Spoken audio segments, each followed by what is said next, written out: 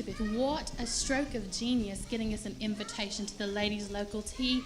I never realised how much gossip I could hear. My head was on a swivel with all the information. I know, the ladies love to gossip. Hello there, lovely ladies. Would you like a bumper sticker? Belva Diplomacy for Parliament. Oh, so you're the famous Belva Diplomacy I've been wondering about. Oh, ever the great political running for Parliament. Oh, yes, you've heard of me. My lifelong dream of serving the people of England are on the horizon. I can depend on your votes. So, Miss Belva, what is your stand on the issue of preserving the life of an unborn child? Oh, dear girl, I say so with my hand elevated. Every life is precious, and we have to protect the lives of those little children. Even the lives of the unborn children? Most assuredly. Well, thank you. I hope you have a lovely day. Yes. Cheerio. Thank you.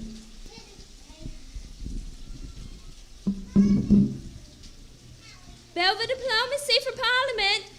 A vote for Belva is a vote for the people. I say, Miss Belva,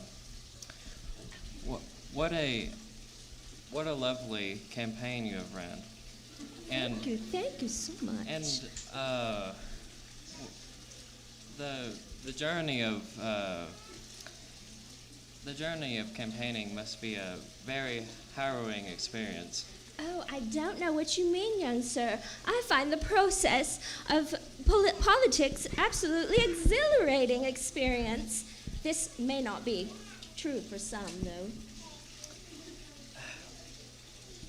Of course, Miss Belva, I mean no offense. Perhaps I need not to ask this question, but I did have a question about your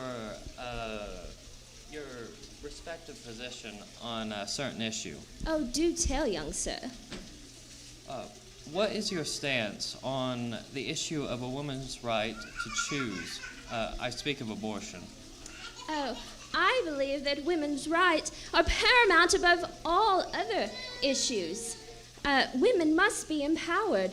There's no proof or science or otherwise that takes away the right to choose. And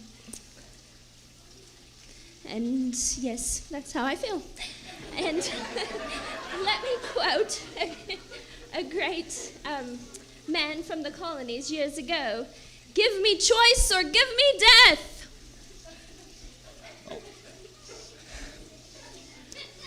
Indeed, Miss Belva, your answer is most informative. Thank you for your time. Yes, and thank you, young sir. Vote for Belva. Belva Diplomacy for Parliament. That's not right. Patrick Henry said, "Give me liberty or give me death." A vote for Belva is a vote for the working class.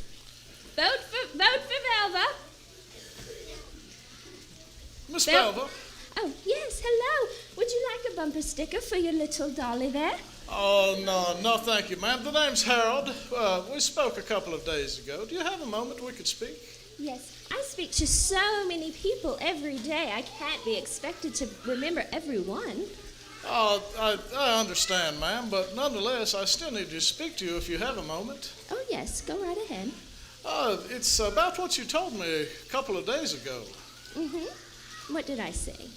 Well, ma'am, you seemed to give me assurance that it would be okay if I told a lie to keep my job. And, you know, when you told me, I appreciated the advice and the comfort that you offered. But after I got to thinking about it, I realized that I simply cannot tell a lie, ma'am.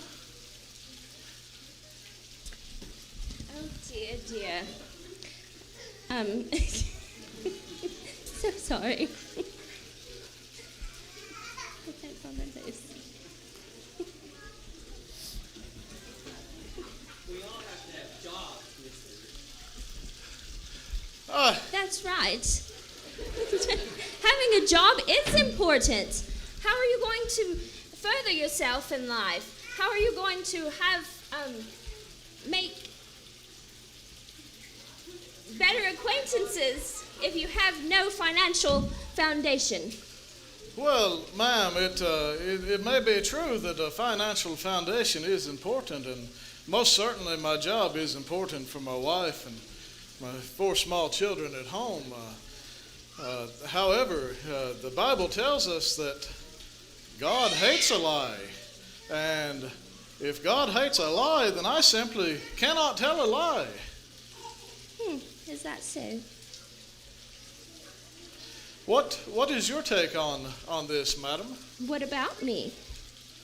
Well, how am I supposed to feel good about voting for you? You gave me comfort in telling me that I should tell a lie just to simply keep my job, yet you're running for this parliament, and I don't know how I can feel good to vote for you, as I don't know, since you support telling a lie, how do I know that you wouldn't tell a lie just for the money? You look here, young man. You will be sorry that you ever called me a liar. This girl didn't get as far as she did by not knowing how to work the system. And as for your pitiful little vote, it shall never be missed. Yes, ma'am. Well, evidently Miss Belva is confused and ate Fruit Loops instead of Cheerios this morning. Yeah, I don't know.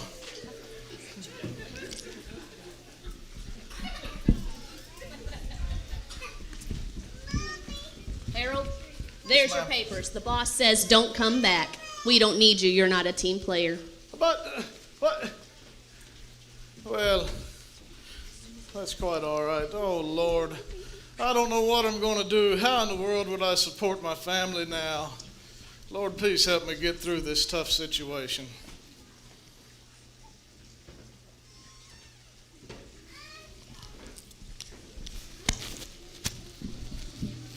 Another day in paradise. Imagine it. Me, Charles Armitage Bookwright, reduced to selling books as a street peddler. Oh, I've invested all in this. Perhaps luck will smile upon me today and I'll be able to sell the 99,000 copies to the paupers and urchins of London. Likely. Ahoy, my friend. Top of the morning to you. Well, patron. What are you selling here today?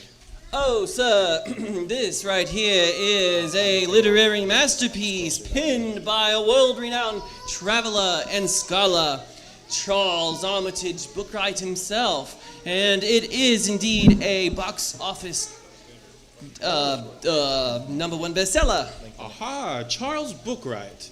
I have heard of that name before. Where have I heard it before? Perhaps you read it in the credits on the last BBC documentary you watched. Aha, I believe that might have been where it was. Did you watch the one on New Guinea? No, I think I have missed that one. Then you wouldn't have read it. That's the only one it's on. So, you mentioned that this is a box office bestseller. How come it is not across the street in the Stables and Nobilities bookstore? Okay, well, you've cornered me. Bestseller may be slightly embellished. However, it is definitely a box office book with 99,000 copies of them in my home. My whole home is an office of boxes. They're in the garage, they're down the hallway, they're in the bedroom. I have reserved the water closet in my kitchen for my own use. I sleep on the kitchen table right now. Aha, so you are the author. At your service. So if you don't mind sharing with me, how come your occupation is now just a street vendor? Perhaps it would feel better to divulge some of this horrific tragedy Come to sit with some me. sympathetic Tell ear. me about your story. Do not spare the details. I say the truth is in the details. It's a horrible story. It may give you nightmares. You see, I have come from a very wealthy family, an only child. Ah. I have had it all, had being a very important word. Oh, Well, what happened? I received my inheritance early, and I have invested it all. Well, first, you need to understand, I have several degrees from an Ivy League university. Quite and I impressive. traveled for a brief stint with the BBC film crew as a consultant. Very brief. Nobody seemed to enjoy my personality. And at any rate, I invested my all of my money in my memoirs. I wrote this book. I had it published, and the day it was to go to press, or the week I should say, the company went bankrupt. Oh, dear. They were bought out by some large conglomerate, and next thing I knew, I was contacted and told that if I didn't come and retrieve my cases and cases and cases of 99,000 copies of the books, they were going to send them to the shredder to be recycled. Oh, that is most unfortunate. Well, I couldn't lose it all. I had to get them. I brought them home. Oh, most assuredly. I've made my home an entire office of boxes. And now I'm selling them on the street. One at a time. So far, just one. Well, I have a slight question for you. How do you intend to make your investment back? Well, certainly not this method. However, I did make one strategic move 4 years ago. Oh, what was that? Don't tell anybody. Oh, okay. I joined the Progressive Modern Thought Club. Aha, well, now what is that? Well, it's a worldwide organization, and there's a London chapter here. It's for privileged elites and intellectuals. It's quite advantageous, as there are many shoulders to rub with in there, powerful individuals, world leaders, business politicians. With connections like that at your fingertips, you can accomplish anything you want. Aha. Now, I heard you mention that there were religious leaders. I was of the opinion that this club only consisted of atheists. Mostly. However, those that wear the religious outfit and costume, I believe they only do it for distinguishing purposes and to be able to connect with a certain population in their area of the world. At any rate, it's a most advantageous place to be. You should join. Oh, if I was to join, how would I join? You have to be invited by a member who's been on the books for at least 5 years. Have you? 4. Oh, okay. Yeah. Then you have to go through an initiation, and if you accept it after a probationary period, you have to pay yearly dues. And it's not an inexpensive enterprise, I promise. You must pay a lot. I paid mine this year. I hope I have enough for next.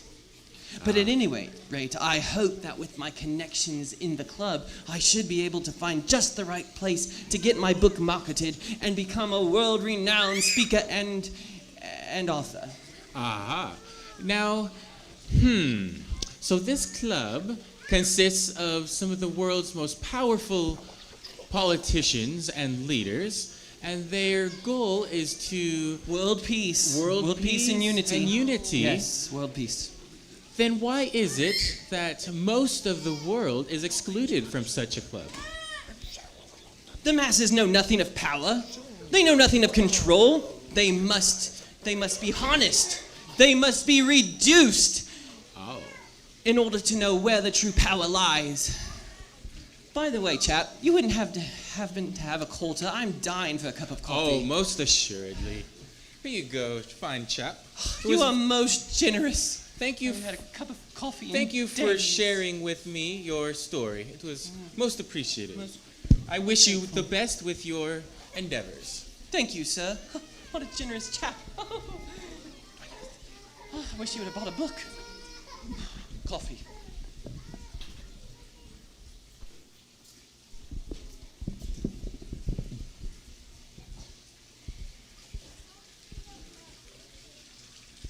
Say, young lady, you look like your grits were replaced with sawdust in your breakfast this morning.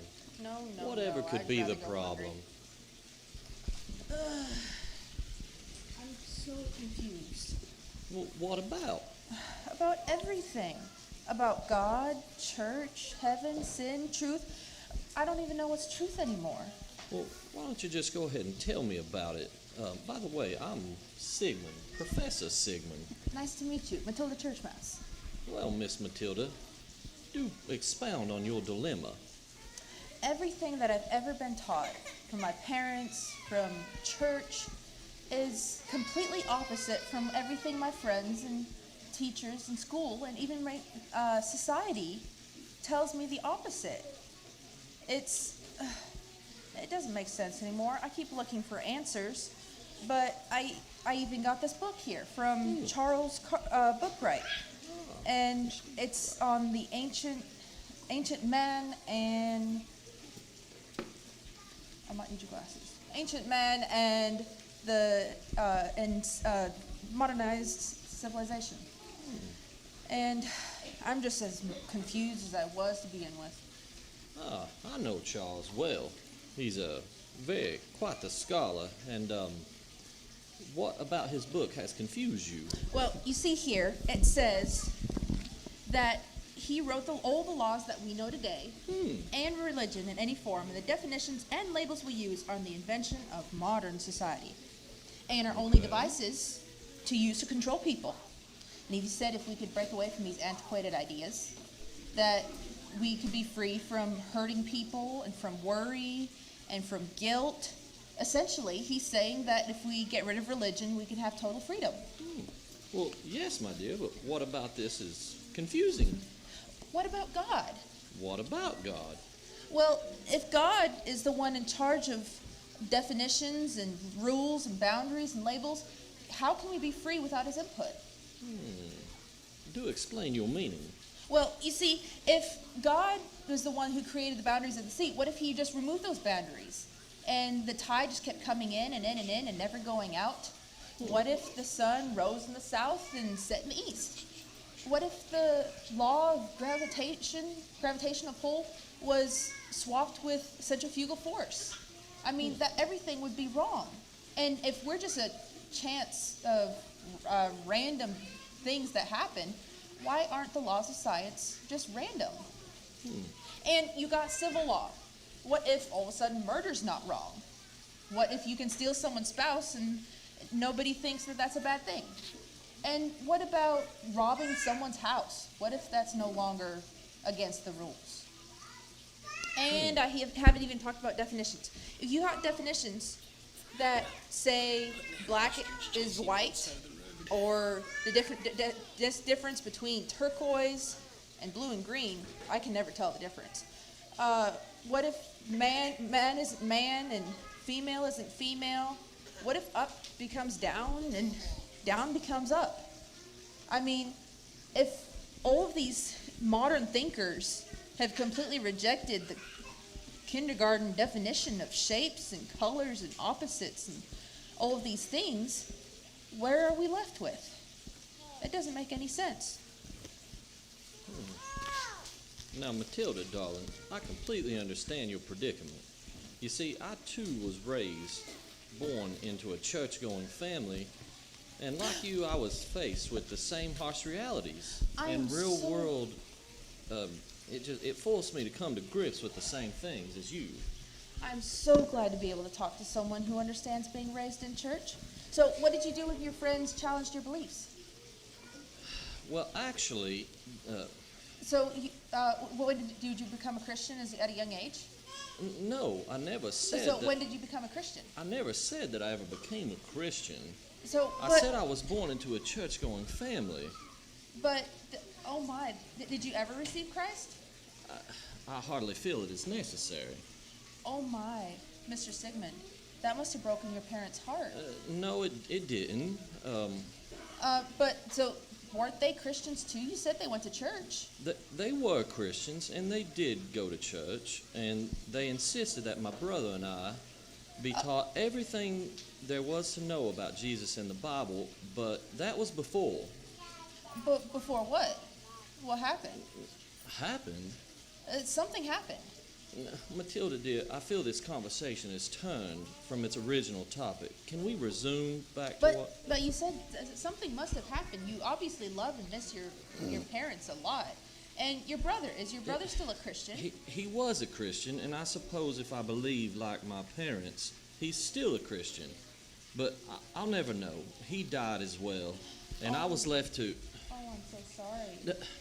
I find this whole conversation utterly disagreeable, and I'm sure you'll find your answer somewhere. Good day. Me and my big mouth. I know, it's so funny. Oh, we had the best time. We had the best time. It's so fun, so fun. Okay.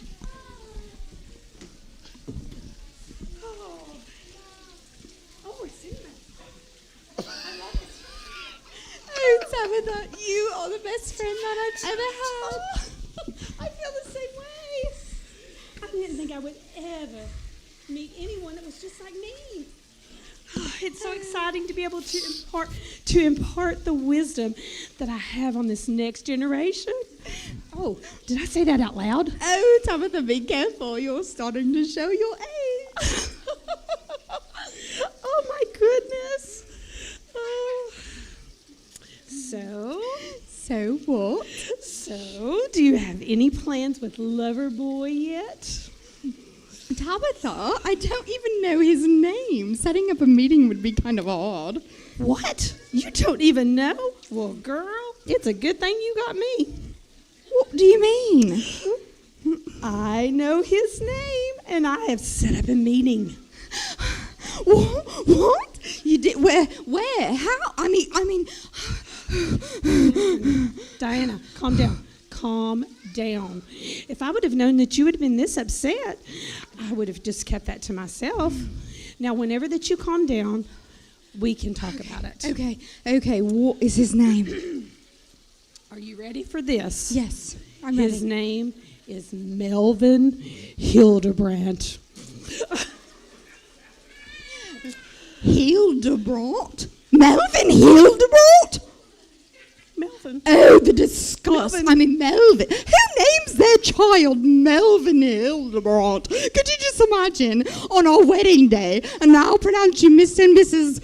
Melvin Hildebrandt? Yes, Melvin. No, I cannot. Just cancel it. I cannot be seen with someone named Melvin Hildebrandt.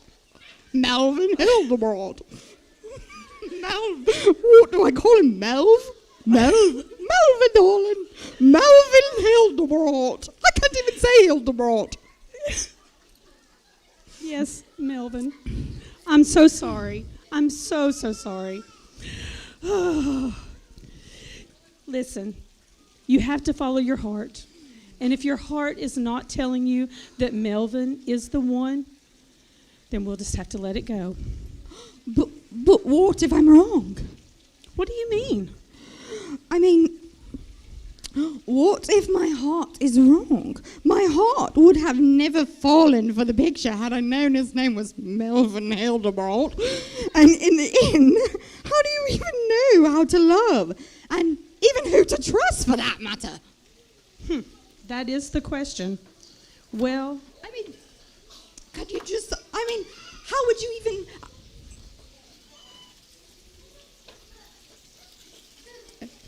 Okay, let's get back to this later. I mean, this looks interesting. This is better than this story. And maybe he knows the Hildebrandts. Oh. It's Melvin's brother.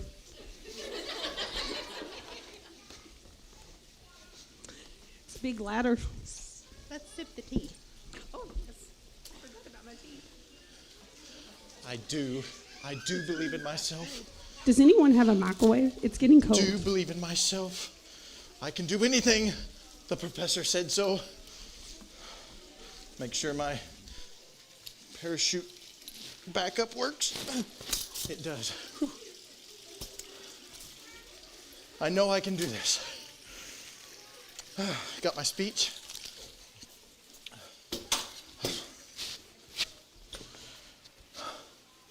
And now I'm going to show to London and the world. Oh my. The capability of the human spirit as I jump from the spires of Big Ben with my homemade squirrel suit.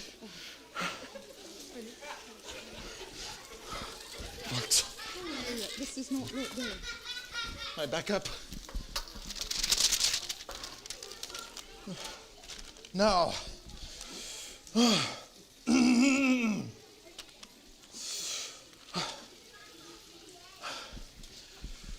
Richard Ricardo. I hadn't started my speech yet. Who's that?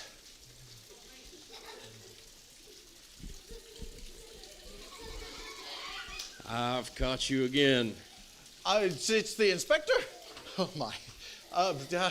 So, ladies and gentlemen, watch the great Richard Ricardo as he shows his bravery as he jumps from these great spires of Big Ben. As long as nobody stops me. Come down from there. But I've not gotten up there yet. Slowly. No sudden movements.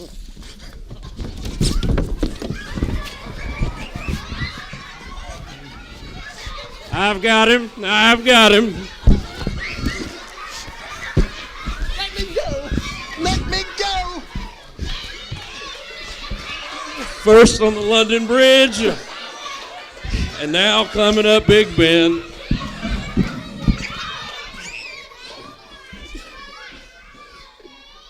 Sorry, it's all right. She did on me too.